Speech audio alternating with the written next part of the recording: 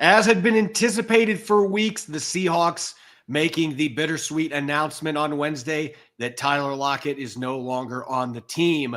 What legacy does he leave behind in the Pacific Northwest? We're going to be revisiting a remarkable career for one of the best receivers to ever wear a Seahawks uniform here on our Wednesday edition of Locked On Seahawks.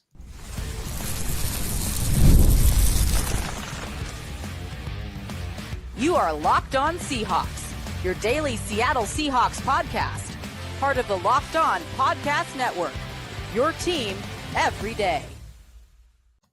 Greetings, 12. This is Corbin Smith, host of the Locked On Seahawks podcast, your daily Seahawks podcast, part of the Locked On Podcast Network, your team every day. Glad to be joined, as always, by my co-host in crime, Rob Rang. And a special thanks to all the 12s who are tuning in. Thank you, as always, whether you're listening from Bremerton, Washington, or Tulsa, Oklahoma. We greatly appreciate each and every one of you for making Locked On Seahawks your first listen 5 days a week. We've expected it for months, didn't make it any easier to digest. Tyler Lockett being released today by the Seattle Seahawks. But we're going to make today's episode a celebration of one of the best careers for a receiver in franchise history and an even better man off the field. This episode is going to be all about that legacy and remembering what Tyler Lockett accomplished in Seattle. Jam-packed episode coming your way. Let's get to it. Now for your lead story here on our Wednesday edition of Locked On Seahawks. With a $30+ million salary cap hit for the final year of his contract, it had been speculated even before the end of the 2024 season that the end was nearing for Tyler Lockett in a Seahawks uniform. But Rob, it doesn't make it any easier for fans, and it certainly doesn't make it any easier for those of us who have covered Tyler Lockett. And I've had the privilege. I started full-time reporting covering the Seahawks in 2018. So that was year 4 for Tyler Lockett. I have been in the locker room and I've had the privilege to interview this guy for more than half of his NFL career, but he meant so much more to me than just getting the chance to interview him, whether in the locker room, the candid conversations that we had during press conferences, the long answers that he would provide. He was one of the best in that regard, but there is not a guy that I have covered.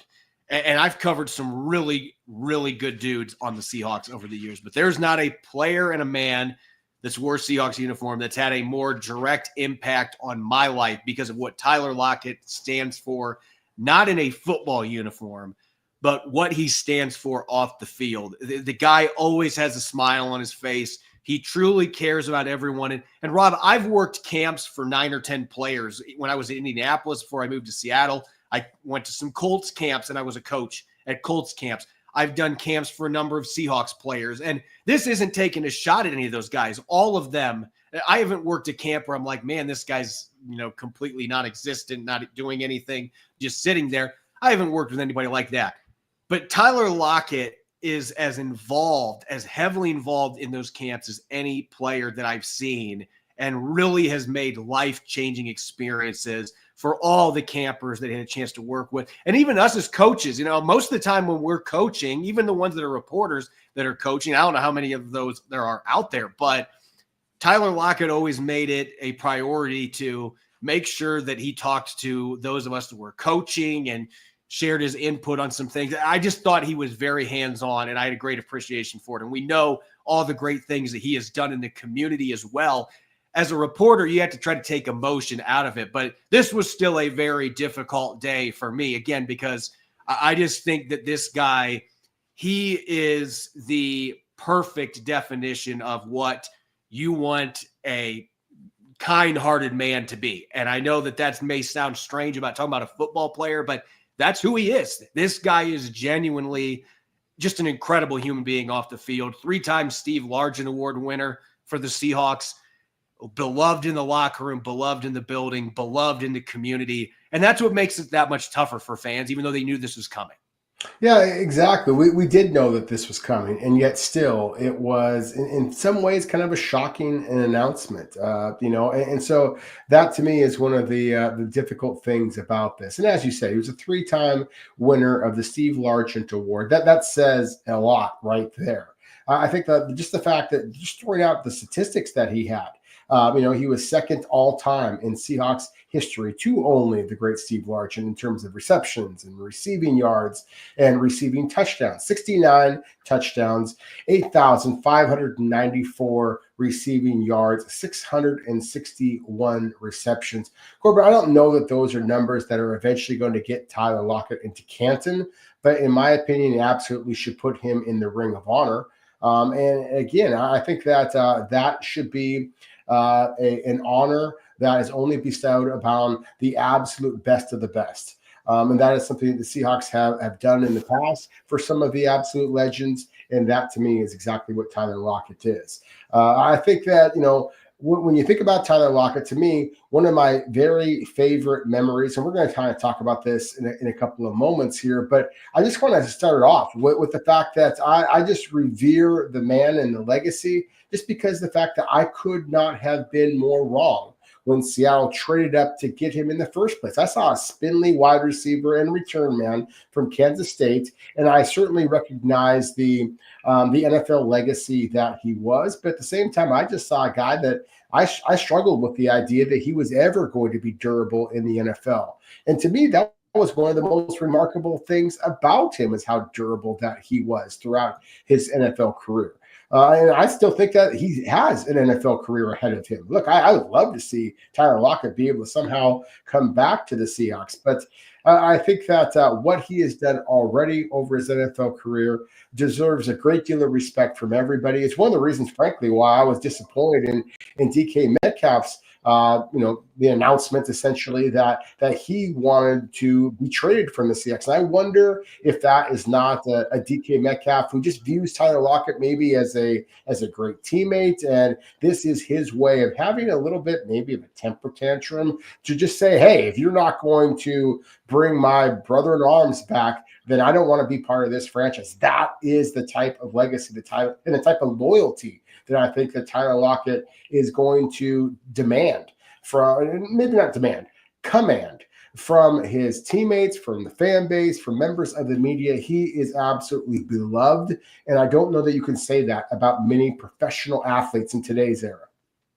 And I think you have to look at Tyler Lockett's value on the field. He's as valuable as any receiver not named Steve Largent in franchise history. As you mentioned, he's number 2 in receptions, receiving yards, and receiving touchdowns. He has put up impressive numbers. He had 4 straight years with 1,000 receiving yards. He is now tied with Jackson Smith-Njigba, but he has the single season record with 100 receptions in a season. He had all-pro selections his first 2 years as a kick and punt returner. But as you mentioned, John Schneider took a lot of flack when he traded 4 picks to move up and take this 180-pound soaking wet receiver out of Kansas State. And a lot of people wondered, is he going to be able to have the success in the NFL that he did at the college level? And we knew he was a fantastic college player. Every game that you turned on Kansas State, you'd see number 16 creating big plays. But the journey that he's had, the first couple years just kind of being a complementary weapon on offense, but mostly being dangerous on special teams. And then Doug Baldwin retires, and then Lockett becomes a perennial 1,000-yard receiver and never made an all-pro team, which still, that is going to eat at me for a long time, because Tyler Lockett was as good as any receiver in that 4-year span. And he put up great touchdown numbers. He consistently was up there in catch percentage in terms of being an efficient target, being great on third downs. The guy was a chain mover. There's so much to love about the way that he transitioned his roles. And now we're seeing him kind of at this point in his career, he took a back seat to Jackson Smith-Njigba and DK Metcalf last year and part of the 2023 season for that matter. And he selflessly did that. And he even said that, like, that, sometimes you got to be selfless. And that's what he was this past season. And so that's just who Tyler Lockett is. And the other thing that I just love about Tyler Lockett, and I'm saying this is somebody that gets accused by my wife of being obsessed with football. I am obsessed with football. But Tyler Lockett is such a well-rounded human being. He's a real estate agent. He's a published poet. He has had a Emmy award-winning program. This guy has done so many amazing things away from football that when his career is over, whenever he does hang up his cleats, the things that he's going to do, he's going to continue making a difference in other ways that are going to impact people's lives positively. And so, again, we have a lot more time to talk about the stuff that he did on the field and some of the things he did off the field. But, man, what a career. And the fact of the matter is, NFL receivers don't last 10 years with the same team anymore. Like, it just doesn't happen very often. This is one of the rare instances where a guy did play an entire decade with the same team to open his career. And that by itself in this era, that speaks volumes of the fact that the Seahawks kept him all that time, that he wanted to stay in Seattle all that time, even when his numbers started to dwindle a little bit. It really does speak volumes to the character of this guy. Yeah, no question about it. I mean, again, he is kind of like the proverbial, the guy that you want your daughter to date or marry, just because of the fact that he does have a character about him that we all want to live up to, be somebody similar to Tyler Lockett in terms of his dependability, in terms of just who he is on and off the field. I mean, I think of all the times that you saw significant members of the Seahawks or the opponent get injured, and it was Tyler Lockett who was down there praying alongside of them or walking with them to the locker room, things of that nature. You know, when Tyler Lockett got hurt and you would see opponents who would come in and check on him. Again, he was just universally respected by members of the NFL. And of course, in football, it's all about trying to kind of, talk smack and knock your opponents when they are down. That's the whole point of trying to win football games. But the respect that Tyler Lockett, created and shared with teammates and opponents throughout the league, I think speaks to just who he is as a human being. And I love the fact that you mentioned just the off-field stuff, as far as the poetry and the programming, the real estate agent things. Tyler Lockett to me is one of those guys that was an exceptional football player. I think that his life is only just beginning. I mean, I think we have not heard the last of Tyler Lockett. Again, just as a human being, hopefully he remains in the Seattle-ish area. Whether this is the end of his NFL career or whether he comes back, just in a professional sense in the Seattle area, I think that Seattle is a better place with Tyler Lockett living there. When we come back, we're going to continue to take a deep dive back into the time portal here, and we're going to revisit some of those amazing plays and some of the amazing things that weren't on the football field that Tyler Lockett accomplished during his time in Seattle. Don't go away. You're listening to the Wednesday edition of Locked On Seahawks. When the game tips off, the NBA action is just getting started. There's no better place to get in on the action than FanDuel, America's #1 sportsbook. With FanDuel, you can place live bets throughout the game. So even if you miss the opening tip-off because there's bad traffic, or you want to bet on a fourth quarter comeback, you can stay in the action. And if you're looking for a bigger payout, you can even combine your live bets into a same-game parlay. I love using FanDuel's live betting feature because it keeps every moment of the game exciting, whether I'm backing my team for a late-game rally or a game-winning dunk. In the closing seconds, I never feel like I missed my chance. Plus, the app is easy to use, and when you win, you get paid instantly. Right now, new FanDuel customers can get $150 in bonus bets if your first $5 bet wins. Just visit FanDuel.com to join today. That's FanDuel.com for your shot at $150 in bonus bets. Make every moment more with FanDuel, the official sports betting partner of the NBA.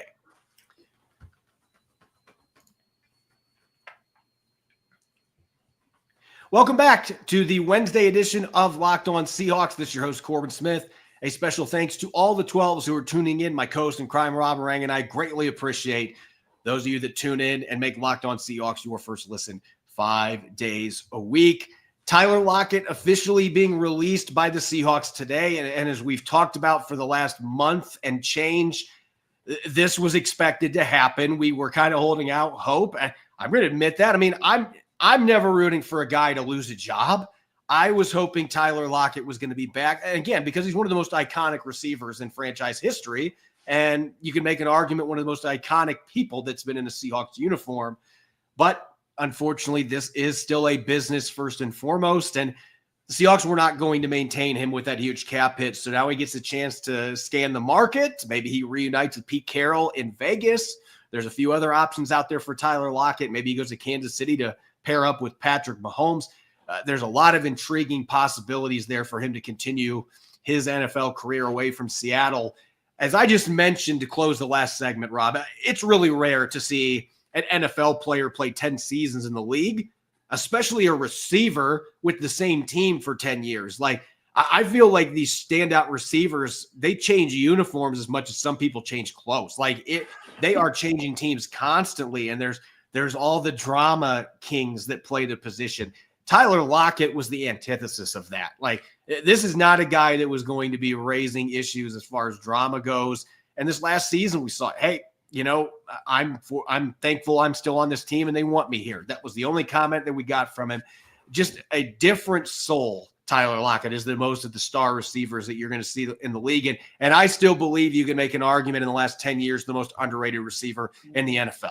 When you look at the numbers he put up and not even making a Pro Bowl as a receiver, to me, that is a travesty with the numbers and just how consistently good that Tyler Lockett was. But looking back at those 10 seasons in Seattle, look, we've got to start when we're looking at the best plays that Tyler Lockett ever made. To me, a lot of times when you're talking about an iconic player like this, there's usually 3 or 4 plays that you have to decide on.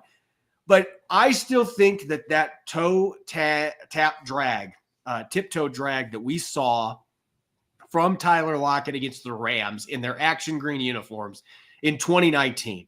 First off, the throw by Russell Wilson was just flat out ridiculous. He's rolling out to his left, throwing against his body, and he somehow just lofts that ball to the back corner. But it's still, you thought the ball was going to drag Tyler Lockett out of bounds. Like, there's no way he's going to keep his feet in bounds.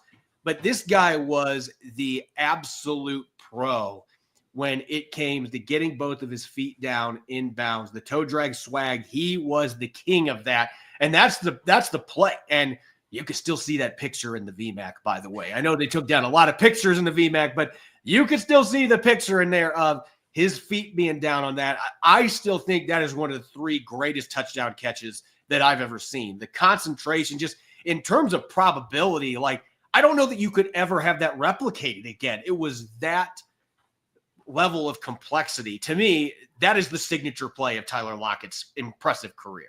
Yeah, and as you said, you used the word there, antithesis. I mean, when you see a guy built like Tyler Lockett, 5'10", 180 pounds, and I would argue that he was actually Seattle's best jump ball receiver that they've had over the past decade. And when you consider players like a DK Metcalf, for example, at his big size and stature, leaping and building and all of that, that to me is one of the things that made Tyler Lockett so special. He could beat you with his straight line speed, as he did as a rookie in becoming the first player since Gale Sayers to score 5 touchdowns as a pass catcher, also punt and kick return touchdowns, to be an all-pro as a rookie.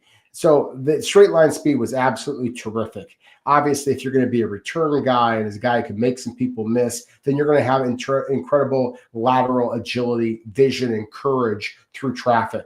But it was the ability to high point passes.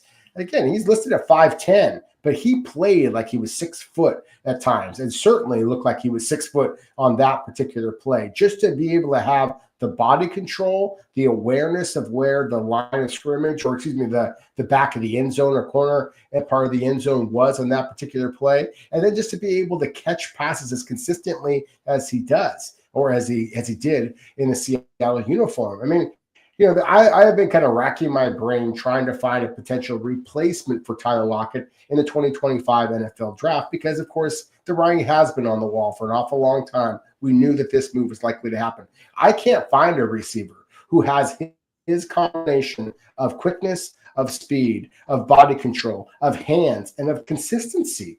And so that, to me, again, is some of the greatest memories I have of Tyler Lockett. I'll mention one of my absolute favorite moments, and that would be his game-winning touchdown, the 2023 overtime game against the Detroit Lions team, Corbin, that frankly I thought was better than the Seahawks. I didn't think that Seattle was going to be able to win that football game. I said as much on our own show. But still, Tyler Lockett be able to score 2 touchdowns in that game, including the game winner in overtime. It wasn't nearly as spectacular as the one that you just talked about against the Rams. But at the same time, it just kind of illustrated that when Seattle needed a big play, we know this, on 3rd down in the red zone, the throw was going to Tyler Lockett, not to some of the other talented pass catchers that the Seahawks have had over the past decade. Another play that jumps out to me, it was the beginning of the 2021 season in Indianapolis. And I actually believe it was our good friend Greg Bell, and best wishes to him dealing with tragedy in his family. We are, our thoughts and prayers are with you, Greg. But anyway, Greg Bell, I believe, was the one that asked Tyler Lockett about his routine with the bucket catches, catching over the top like Willie Mays. And I was laughing because, Tyler Lockett's like, well, I don't really know who Willie Mays is, which was the first funny thing. But he was the football equivalent of Willie Mays. I don't know that there has been a receiver in my lifetime that is better at catching those over-the-shoulder throws than what Tyler Lockett is. He has made so many touchdown catches over the years with those balls just lofting over the top. And those are such difficult catches to make because you have to turn your head. You're looking back and trying to find the football. But he practiced this at every stadium in his warm-ups just because the view would always be different, especially in a dome stadium. You have different scenery and it impacts the way you see the ball. And he was just so uncanny at that. And there was a touchdown against the Colts in that opening game where Russell Wilson actually threw the ball a little bit too far to the right. And I don't know how Tyler Lockett did it, but he managed to adjust his route at the last second, got underneath it, and then slid and caught the ball. It was a phenomenal demonstration of concentration. And I think it'd be remiss not to mention the touchdown catch that he made against the Arizona Cardinals when he broke his leg at the end of the 2017 season. He caught that ball despite having a defender land on his leg and suffering a significant injury. He hung onto the ball and scored. And that just shows you the toughness that this guy played with at his size. And there's another reason that teammates and opponents alike held the utmost respect for him. And what he did with Quandre Diggs when Diggs had his injury and he stayed put with him and ended up going to Green Bay with him to get his ankle examined. Just the consummate teammate. And there's a reason everybody loves Tyler Lockett. Yeah, no question about it. And again, the man is a legend on and off the field. He is somebody that I feel like that the Seahawks fans should just have a moment today. And that's why I was so stunned by the announcement from DK Metcalf or his agents to make this kind of a statement, because I do think that this was a day. I think that the Seahawks did an incredible job of there were some moves that obviously Seattle made yesterday. We talked about this, 4 different players that were released. Tyler Lockett deserved this day. And I think that for the franchise, they tried to give it to him. The fact that he didn't actually get that, I think, is both a statement, again, from DK Metcalf, of trying to be loyal to his teammate. That is the type of respect I think that DK Metcalf is trying to show. I just don't know that it is going to be perceived that way. And maybe it wasn't. This is my speculation. Maybe it wasn't. Maybe this is all about DK Metcalf wanting money or wanting to trade out of Seattle for whatever reason. I choose to look at it like this is one wide receiver basically tipping his cap to another, that I'm going to do whatever I can because I want to voice my frustration with the fact that this legend is no longer going to be a Seattle Seahawk. Yeah, that's certainly something to consider. And nobody knows what's really going on in DK Metcalf's mind. We don't know exactly what's going on. And certainly you can put some steps together and say there are things that have led to this. And we'll have a chance to talk about that some in the next segment when we look at replacements, because there's a reason that we're having to do this, because we know Tyler Lockett, that 99% chance he's not going to be back. They wouldn't have gone through all of this if he had a chance to return, I don't think. And there's going to be other teams that are interested in his services, and he wants to continue playing. Metcalf, we don't know where that is trending, but as you said, trying to find players that can be picturesque matches for these two guys is going to be impossible, because they're both just incredible football players that have had a very long run of success in Seattle. Nonetheless, that we're going to try. We're going to talk about how we got to this point and a few replacement options maybe the Seahawks can turn to if they're missing one or both of these players in the 2025 season. We will get to that coming up next here on our Wednesday edition of Locked On Seahawks.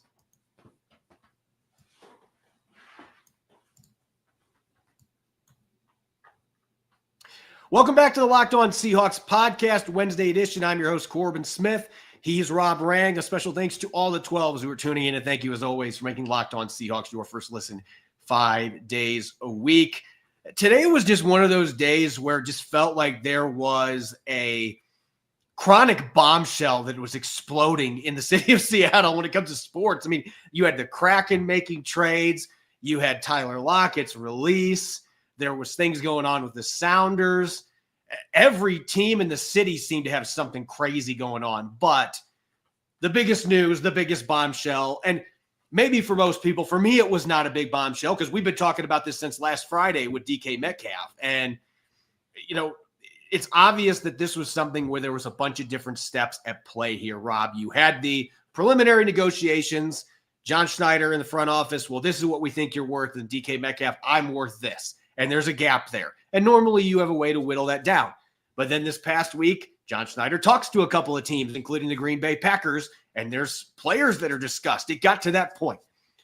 DK Metcalf and his agency, they catch wind of that. Oh, you're talking about moving me, even if you're not actively trying to trade me. Well, I want out of here. Get rid of me. And so that to happen right after Tyler Lockett's release was officially announced, like the amount of anxiety and angst that Seahawks fans were feeling today, you do have to feel for the fan base because, this is like Russell Wilson, Bobby Wagner getting let go all over again when you're talking about iconic players the same day. And even if Metcalf hasn't been moved yet, just the idea that he wants to be moved, it does create that angst among the fan base, and that's understandable.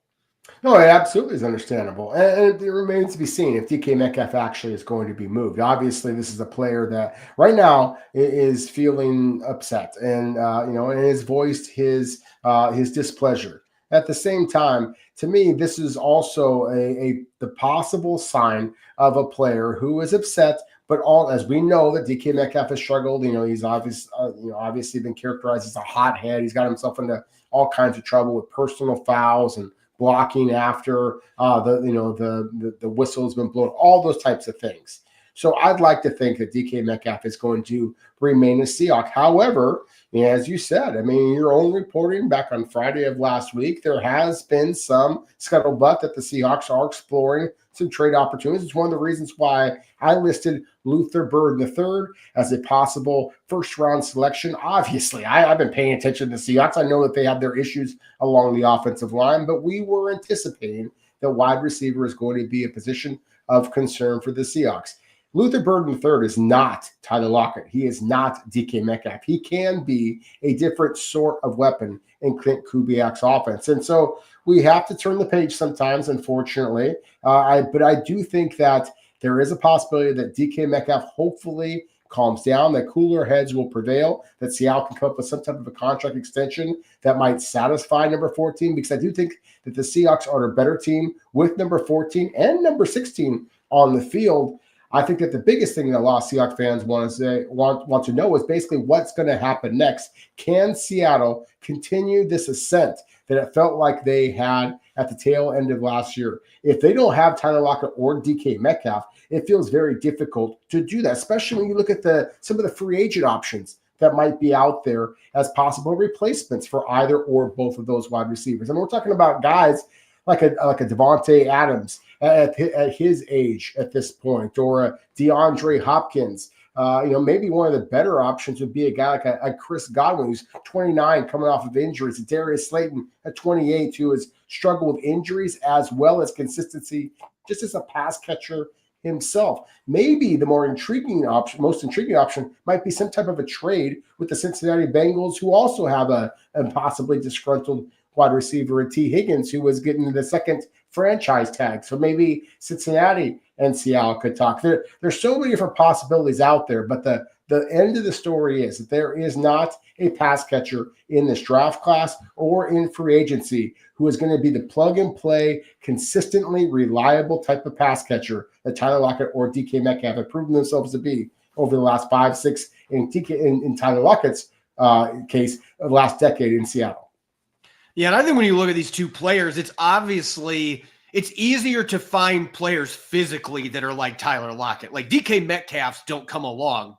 People that are built like they are carved out of stone by the Greek gods. Like you don't find 6'4", 230-pound receivers that can run 4.3 and generally have really good hands. You don't find guys like that growing on trees. They're very rare.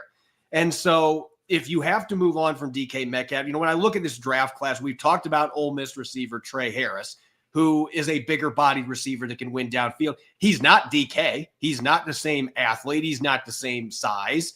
But if you're looking for a player that maybe has some similar traits, that might be where it ends. I mean, Jaden Higgins is a bigger bodied receiver, but he is not the burner. He is not the downfield threat that DK Metcalf is. So if you're wanting to go the draft route, you're going to have to adapt your offense to different style players, because there isn't going to be a DK Metcalf. And even in the case of Tyler Lockett, I talked about Jalen Noel, another Iowa State receiver, on yesterday's show. I see a lot of Tyler Lockett's game in him. They're not carbon copies, though. Noel's not going to be making the same toe drag swag catches on the sideline, because Tyler Lockett might have been 1-on-1 when it comes to that. But as far as running routes and being a dynamic athlete with speed and quickness and the ability to get open, create separation, there is a lot of carryover there. So I think Noel is a natural fit. And if you're looking for a guy that isn't the same type player, but can be a plug and play guy that can do a lot of dangerous, and a lot of damage, I feel like Jalen Royal from Utah State is another one to take a look at, because he can do some of the over the top stuff. He can win after the catch, which is a huge deficiency in this offense. He is not the carbon copy to Tyler Lockett, but you can play him in the same spots and you can have similar production out of him. So it's not like there's not options to try to, recoup your receiving group and try to get it bolstered and have a bright future there. But it's just, you're not going to find another DK Metcalf hanging from a string, and you're certainly not going to find another Tyler Lockett. Maybe you can bring in somebody like Tutu Atwell in free agency that has the downfield ability, can do some things on jet sweeps, has a lot of similarities in terms of how he can win against defenses, but there's not going to be that carbon copy that you can just plug in. These are going to be felt losses no matter what they do.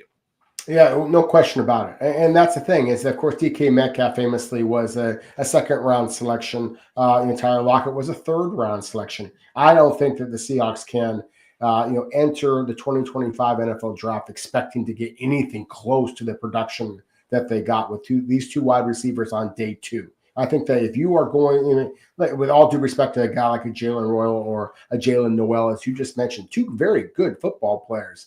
But at the same time, if you are going to try to replace these two players, then I think that you probably have to be looking in the first round. And again, number 18 overall, that's where I had Seattle going with Luther Burden. Again, I don't think that he is the carbon copy of what either of those two players are. But still, I think that he is the most dynamic receiver in this draft class, in my opinion. I'll mention a couple other players that, at least in some ways, I think can try to replicate the versatility that is Tyler Lockett, as far as being a quality route runner with elite speed, the ability to take the balls over the top as well as make people miss, and then also possibly contribute in the return game. So to me, a couple of those guys would be players from the University of Texas and Matthew Golden, Isaiah Bond, both of which probably would require the number 18 overall selection. I don't know that either one of them is going to be available to Seattle second round selection, number 50 overall. If you're looking to replace a DK Metcalf, then there's some bigger bodied receivers. You mentioned Jaden Higgins from Iowa State, Trey Harris from Ole Miss, Alec Alimanar from Stanford, Jack Besh from TCU. And then I'm not quite as high on Tet McMillan from Arizona. A lot of people seem to be incredibly high on him. In all of those cases, none of them have the ball skills that a DK Metcalf, when he's really humming, can offer you. And certainly don't have the straight line speed, the size, and the physicality, all those types of things. But they can be very effective players in Clint Kubiak's offense. So, the Seahawks fans out there, I think with all due respect to Tyler Lockett and perhaps DK Metcalf, they love number 16. They love number 14. At the same time, I think they love winning even more. There are some candidates out there that Seattle might be able to draft or perhaps sign in free agency. I think that's a less likely scenario. But some players that Seattle should be able to continue rolling a little bit offensively. Yeah, I'm going to break this down in tomorrow's episode, but I think that this is a prime example where John Schneider, as a general manager, he's got to reinvent himself. He's got to reinvent this roster and how they're going to win games. And they talk about the O-line and the D-line and wanting to build around that. Now is the time that you absolutely have to do that if you're facing a future without Lockett and Metcalf. You have got to change how you allocate your resources and really alter your football team to win in the trenches, in my opinion. But there's some other different things they could do to try to compensate for this. But I will say this to close the show. I posted about it again. This was me spitballing. I'm not reporting anything. But the Chargers have had a lot of interest in DK Metcalf the last couple of years. They've at least been poking around. Quentin Johnston, when he was coming out of TCU, was a player that I know I was higher on him than what you were, and some of your reservations have come true in the NFL. He's had his issues holding on to the football. He's had a lot of bad drops. But he's also a guy that has also generated a lot of big plays when he's had his opportunities. And he's a bigger-bodied receiver. He is not DK Metcalf. But listen, I still think this is a guy, he's only been in the league for 2 years. He's still a very young player. I could see that being a case where you can say, hey, Chargers, second-round pick in Quentin Johnston, and we'll give you DK Metcalf. That might be the type of deal where you can get the closest comp that you're going to be able to get right now. And you're not going to get it in the draft. A younger player that's still got 2 or 3 years of club control and maybe a change of scenery. Quentin Johnston plays like the kid we saw at TCU. That was one of the best, most dynamic receivers in the country. So I'm just throwing that out there. We'll have time to look at some other trade possibilities too, because again, this is not going to be going away.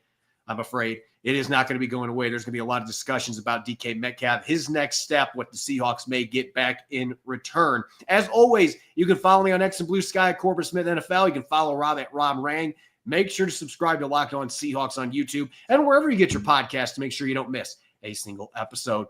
When we come back tomorrow, I'm going to be riding solo. As I mentioned, I'm going to look at how Seattle can reinvent themselves to stay near the top of the NFC West and compete for championships without Tyler Lockett or DK Metcalf. And then I'll also be taking a deep dive into some free agency related topics. Make sure that you listen in, and thanks for tuning in. Enjoy the rest of your Wednesday.